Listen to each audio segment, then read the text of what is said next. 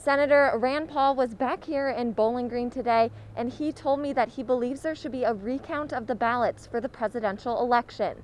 He was at WKU to talk to students at a book club about his book, The Case Against Socialism. When asked if he believes the election results, this is what he had to say. I don't know if there's fraud, but we ought to investigate to see if there's fraud. If there were 1 million votes cast, maybe in Pennsylvania, absentee, should we not make sure that they are eligible voters?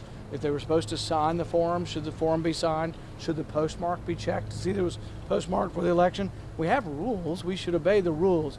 But what I really object to and what is scary to me is that the president, by following through on legally available channels to recount the votes, and he's not saying recounted I lost by 5%, he's saying recounted I lost by like less than 1% in 4 states. So I think it's reasonable we look through it. The other thing that looked terrible, whether there's fraud or not, but makes Republicans feel like, man, we got gypped, is that he's ahead all throughout the election. The election ends, he's still ahead, and then slowly, drip by drip, they keep finding votes. And they may all be legitimate, but you can see how it's a terrible optic for people from the Republican side to see, we won, and then, oh no, we're starting to win less and a little less as more and more just huge boxes of votes come in.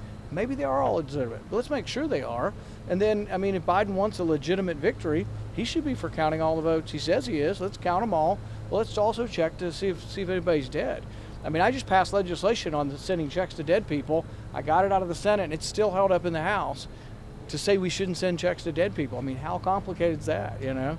But anyway, I think it's a valid discussion that we still should have. He believes that there will be a smooth transition between President Trump and President-elect Biden if the election results are certified correct.